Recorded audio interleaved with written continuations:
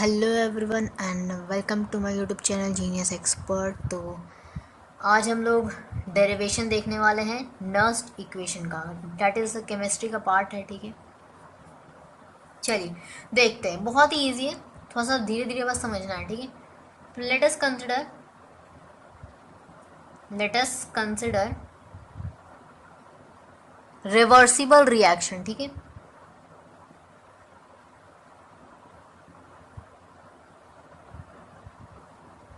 ठीक है। तो एक रिवर्सिबल रिएक्शन को हमको क्या करना है, कंसिडर कर लेना है।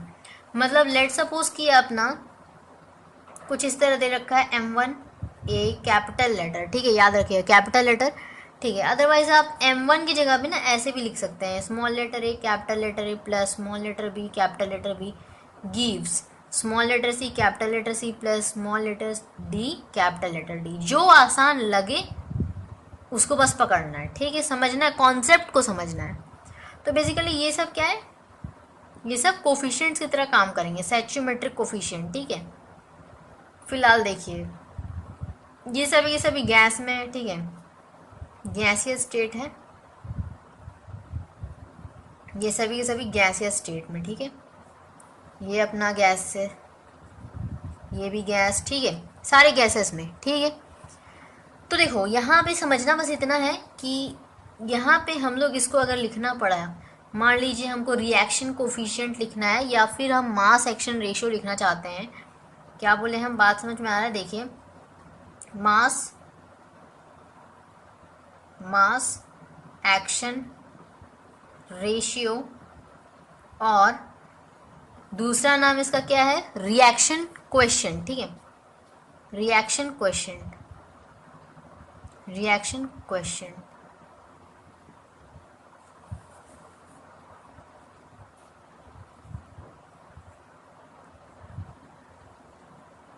ठीक है, तो ये बेसिकली होता क्या है, Q बराबर, ठीक है, Q होता है अपना रिएक्शन क्वेश्चन या बोल लो आप मास एक्शन रेशियो। हम लोग बेसिकली निकाल रहे हैं। ठीक है, Q से हम क्या करते हैं, इसको डिनोट करते हैं। ठीक, Q बराबर हम क्या लिखते हैं, सबसे पहले देखो ध्यान देना है। ठीक है, प्रोडक्ट वाला केस पहले ध्यान रखेंगे, प्रोडक्ट वाला केस को हमको रखना ऊपर। तो देखो कैपिटल लेटर सी, ये क्या एलिमेंट्स हैं, capital letter C capital letter D capital letter B capital letter A, ये सभी एलिमेंट्स। ठीक है, अब इतना बात अगर आपको समझ में आता है ना, तो इतना भी समझ में आ जाएगा कि अगर हम यहाँ पे M1 M2 लिखते तो थोड़ा सा ज़्यादा बेहतर होता। ठीक है, आप कर सकते हैं, कोई दिक्कत नहीं है। आप M1 N2 यहाँ पे N1 N2 ऐसे दे दो। ठीक है, दिक्कत नहीं है कुछ। ठीक, अब चूंकि हम यहाँ पे रिवर्सिबल रिएक्शन दिए हैं तो ये साइन कुछ इस तरह होगा, ये इधर जा रहा और ये वापस बैक भी रिएक्शन को दिखाना है। ठीक है, अच्छा Q बराबर आप क्या लिख सकते हैं, कैपिटल लेटर C। ठीक है, प्रोडक्ट वाला साइड, प्रोडक्ट वाला पे देखेंगे एलिमेंट्स को, कैपिटल लेटर C, आप इसको ब्रैकेट में क्लोज कर दो। ठीक है, क्लियर है, कैपिटल लेटर D क्लोज कर दीजिए बाय, इसके जो बगल में है सैचुमेट्रिक कोफिशिएंट वो पावर में चला जाएगा। ठीक है, तो small letter C small letter D, याद रखिएगा कैपिटल लेटर D मत भूल के लिख दीजिएगा, यहाँ पे स्मॉल लेटर है तो स्मॉल लेटर। ठीक, यहाँ पे आप ले लो A, यहाँ पे ले लो B। ठीक है, क्या हो जाएगा, यहाँ पे हो जाएगा स्मॉल लेटर B, यहाँ पे स्मॉल लेटर A होगा ना, सही है? तो ठीक, क्लियर है, मतलब पहले C को लिखो फिर D को लिखो फिर A को लिखो फिर B को लिखो बाय में। क्लियर है? अच्छा, अगर इतना बात समझ में आ गया तो हम लोग एक पढ़े हैं, एज वी नो, हम लोग एक रिलेशन पढ़े हैं। क्या रिलेशन है वो, गिब्स फ्री एनर्जी का रिलेशन। ठीक है, Gibbs free energy and relation question का, यानी कि रिएक्शन क्वेश्चन और गिब्स फ्री एनर्जी के बीच में एक रिलेशन है और वो रिएक्शन कुछ इस तरह है, देख लीजिए। G बराबर, अगर हम डेल्टा G लिख रहे हैं तो डेल्टा G, ठीक है, तो यहाँ पे हो जाएगा डेल्टा G बराबर क्या होता है, गिब्स फ्री एनर्जी और रिएक्शन क्वेश्चन के बीच का रिलेशन हम लोग देख रहे हैं। यहाँ पे समझ में आ रहा बात, तो यहाँ पे delta G naught plus RT log e नीचे लिखते हैं, ठीक है। लॉग ई का वैल्यू 1 होता है कुल मिला के, ठीक है। और यहाँ पे क्यू, ठीक, ये हो गया। अब यहाँ पे इसी को हम लोग और स्पेसिफाइड वे में क्या लिख सकते हैं कि डेल्टा जी बराबर हो गया डेल्टा जी नॉट प्लस 2.303। पता है ना, जब लॉग आता है तो हम लोग इस चीज़ को लगाते हैं 2.303 वैल्यू, ठीक है।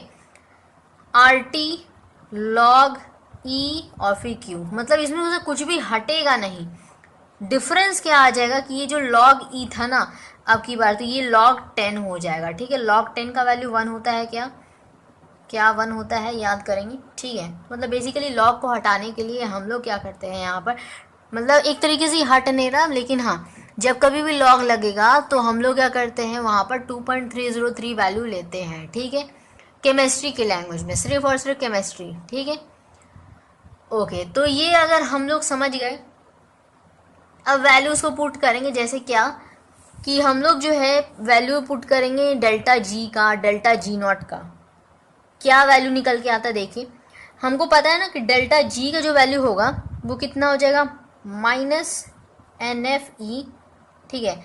एन एफ ई होता है पॉजिटिव के लिए, यहाँ पे नेगेटिव का लिए ले लेंगे, ठीक है। डेल्टा आ रहा है यानी कि क्या हो रहा है, माइनस हो रहा है, यानी कि डिफरेंस हो रहा है। तो ये जो डिफरेंस आ रहा है डैट मीन्स कि हम क्या कर रहे हैं, छोटे वाले स्मॉल क्वांटिटी को बड़े से माइनस कर रहे हैं बिग क्वांटिटी से, तभी तो ये माइनस आ रहा है, ठीक है।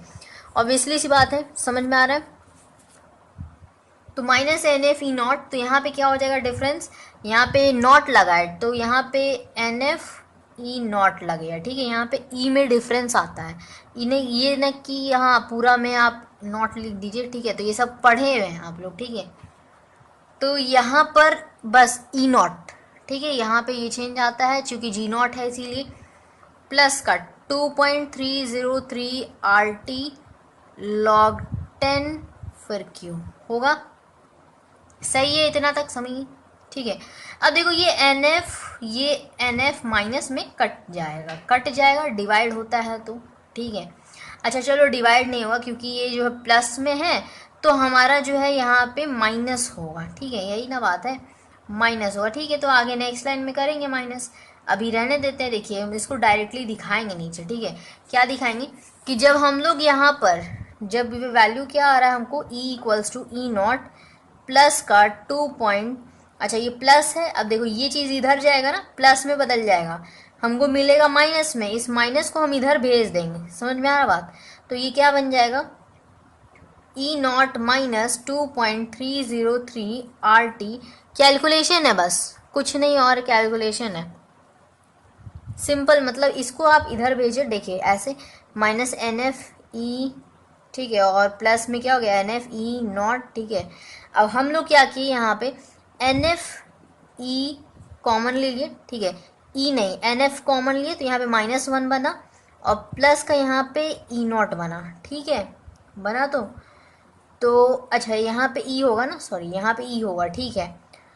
तो ये चीज़ बना ना, बस ये बराबर अपना जो वैल्यू है वो दे रखा है। तो हम क्या किए यहाँ पे कि अगर आइदर आप यहाँ पे माइनस लेते हो तो यहाँ पे प्लस बन जाएगा, यहाँ पे माइनस बन जाएगा, देखो कुछ इस तरह, क्योंकि देखो हमको निकालना है ई कभी भी माइनस में नहीं रखना है, तो नहीं रखना है तो डैट मीन्स हम ई को पॉजिटिव मान लिए पहले ही और इसको नेगेटिव मान लिए, ठीक है, क्योंकि ई बराबर ही हमारा फॉर्मूला बनता है, ठीक है। तो ई बराबर ये हो गया, ठीक है, बाय में अपना क्या हो जाएगा, ये एन एफ आ जाएगा, क्या ये नीचे, ठीक है। तो ये एन एफ आ गया, ठीक है। तो ये एन एफ आया, उसके बाद अपना क्या आ जाएगा लॉग 10 क्यू, ठीक है। तो ये माइनस साइन कहाँ गया अगर आप सोच रहे हैं, तो ये माइनस देखो ये चीज़ इधर गया तो प्लस में बन गया प्लस का ई नॉट, ठीक है। और ये जो माइनस साइन था ये हम लोग ऊपर भेज दिए, नीचे डिवाइड किए, लेकिन ये क्या होता है ऊपर जाता है ना, ऑब्वियसली सी बात है, तो ये यहाँ पे माइनस हो गया, ठीक है, समझ में आ रहा बात, कुल मिला के क्या हो रहा है कहानी, ठीक है। तो यहाँ पे ये चीज़ हो गया, ठीक है, ये बात समझ में आया ना। अच्छा उसके बाद अब देखो यहाँ पे इतना सब कुछ कर लेने के बाद आपको करना क्या है, सिंपल। अब हम लोग लेंगे कि at 25 degree C, 25 degree Celsius पर हम लोग लेंगे इस इक्वेशन को, ठीक है, देखेंगे। तो देखो यहाँ पे जो है 1 फराडे, अगर कितना बात करें वैल्यू कितना होता है 96500 कूलम्स, ये होते हैं अपना फराडे का जो होता है वैल्यू एक तरीके से, ठीक है, इतना होता है वैल्यू। याद रखना है, न्यूमेरिकल्स में भी काम आता है और साथ ही साथ डेरिवेशंस में भी काम आने वाला है, इसलिए पहले ही बता दिए। अब देखो यहाँ पर अगर हम लोग एट 25 डिग्री सी लेंगे, ठीक है, तो हमको एबव इक्वेशन मिल जाएगा E equals to E naught minus 2.303। अब देखो ये जो आर टी है ना, आर क्या है पता है कि universal gas constant, R equals to, ठीक है, आर इक्वल्स टू क्या हो गया, यूनिवर्सल गैस कांस्टेंट। ये लिखने का ज़रूरत नहीं है, ठीक है, कोई ज़रूरत नहीं है, बस इसका वैल्यू लिखना ज़रूरी है, 8.314, ठीक है, 8.314। ये अपना क्या किस चीज़ के लिए है, गैस के लिए। और वही अगर मतलब एटीएम, प्रेशर, थॉर, ये सब कुछ देखना पड़ता है, ठीक है। तो 0.0821 मत ले लीजिएगा, ठीक है, यहाँ पे वो लिक्विड वाला केस नहीं है, ठीक है, गैस का केस बेसिकली, ठीक। तो यहाँ पर हम लोग ये चीज़ लिए, तो यहाँ पे बाय में देखो आर का वैल्यू रखो यहाँ पे 8.314 इंटू 298। टेम्परेचर क्या होगा, हम लोग केल्विन में लेते हैं, टेम्परेचर हो गया 298 kelvin at a normal temperature, ठीक है। तो ये सभी वैल्यूज़ को हम लोग रख रहे हैं, ठीक है, नीचे लिखेंगे वेयर करके, ठीक है, कि क्या क्या मान रहे हैं, ठीक है। उसके बाद बाय में चलो, यहाँ पर क्या हो जाएगा, एन का वैल्यू, एन हो गया हमको तो पता ही नहीं है, ठीक है, और 96500 ये तो पता है हमको फारेडे का वैल्यू, ठीक है, एफ, ठीक, और यहाँ पे अपना लॉग 10Q, ठीक है। इतना हटाते हैं, यहाँ पर थोड़ा सा नोट करेंगे आप, ये लंबा है थोड़ा सा, लेकिन अब हो गया, बस एक लाइन लिखना है और बस बात ख़त्म, ठीक। अब यहाँ पे आप लिख लेंगे, ये सभी चीज़ें अपने से लिख सकते हैं क्या, वेयर आर इक्वल्स टू हम लोग क्या क्या माने हैं, 8.314 लिए हैं value, T equals to 298 Kelvin माने हैं, और यहाँ पे जो फारेडे माने हैं, ये कितना माने हैं हम, 96500। ये माने नहीं, ऑलरेडी ये रहता है, ठीक है, ये फिक्स्ड क्वांटिटी, ये हटेगा नहीं। जिस तरह ये फिक्स है, ये फिक्स है, समझ में आया बात, फिक्स है ये सभी चीज़ें, ये भी फिक्स है ना एक तरीके से नॉर्मल टेम्परेचर पर, ठीक है, समझ में आया बात।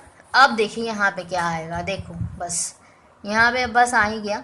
अब यहाँ पे देखिए ई इक्वल्स टू, देखिए यहाँ पे हम लोग ये जो क्वांटिटी दे रखा है ना, ये जो पूरा क्वांटिटी है इस एन को छोड़कर, ये यहाँ से लेकर पूरा ये जो क्वांटिटी, ये पूरा का पूरा जो वैल्यू है कन्वर्ट हो जाएगा किसी और वैल्यू में, कौन सा वैल्यू, तो ये पूरा का पूरा वैल्यू हो गया 0.059 के अकॉर्डिंग, ठीक है।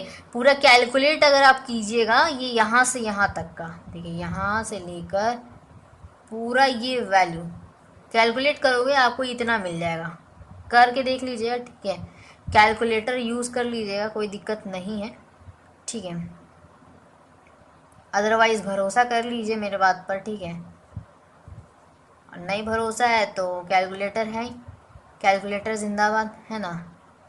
चलिए, तो यहाँ पे इतना तक समझ में आया, ठीक है, ये वैल्यू याद रखना है, ठीक है, इतना सॉल्व नहीं करना है आपको, ठीक है, क्योंकि ये जो अभी इक्वेशन निकल रहा है ना, ये बहुत इंपॉर्टेंट है, बोर्ड में कॉम्पिटिटिव एग्जाम में बहुत सारा न्यूमेरिकल्स बनता है इसी से, ठीक है। बाय में क्या हो जाएगा, एन हो जाएगा, एन को छोड़कर बोले थे ना, यस, और साथ में क्या है, लॉग 10 और क्यू, ठीक है, तो ये अपना सॉल्व हो गया, ये आ गया नर्स्ट इक्वेशन सॉल्व होकर, ठीक है। सो दिस इक्वेशन लास्ट में लिख सकते हैं, this equation is Nernst equation, Nernst equation, clear है, ये आपको वेरी इंपॉर्टेंट है for the competitive exams and the board also, ठीक है। बहुत सारे क्वेश्चन इसी से सॉल्व होगा आपका, एग्ज़ाम का तो मतलब सीबीएसई का तो पता नहीं, लेकिन हाँ जेई, ठीक है, नीट, सब में ये वेरी इंपॉर्टेंट है, ठीक है। चलो, तो ये जो है हमारा जो है पूरा डेरिवेशन का हो गया। अगर समझ में आया होगा तो लाइक कर दीजिएगा, ठीक है, सब्सक्राइब फॉर मोर वीडियोस, ताकि जो नेक्स्ट की जो वीडियोस आने रही हैं वो आप सबसे पहले देख पाए, ठीक है। तो मिलेंगे नेक्स्ट टॉपिक के साथ, तब तक के लिए टेक केयर। नए चैप्टर, ठीक है, अपना डिफरेंशिएशन को हम लोग कर रहे हैं, ठीक है, मैथ्स का, तो उसमें जो है पार्ट 7, 8 हो चुका, उसके बाद आगे आ रहे हैं, ठीक है। तो मिलेंगे नेक्स्ट टॉपिक के साथ नए चैप्टर्स, तब तक के लिए take care, thank you so much.